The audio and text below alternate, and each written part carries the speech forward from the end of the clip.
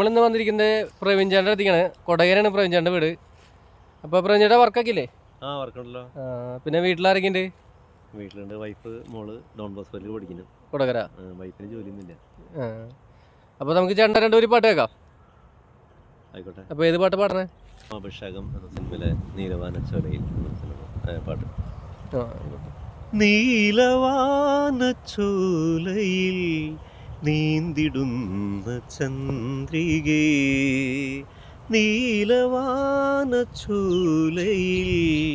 നീന്തിടുന്ന ചന്ദ്രികേ, ഞാൻ രചിച്ച കവിതകൾ നിന്റെ മിഴിയിൽ കണ്ടു ഞാൻ, വരാതെ വന്ന എൻ ദേവി, നീലവാനച്ചോലയിൽ നീന്തിടുന്ന ചന്ദ്രികേ. നന്നായി പാടിട്ടാ പ്രവീൺ ചേട്ടാ. Okay, thank you.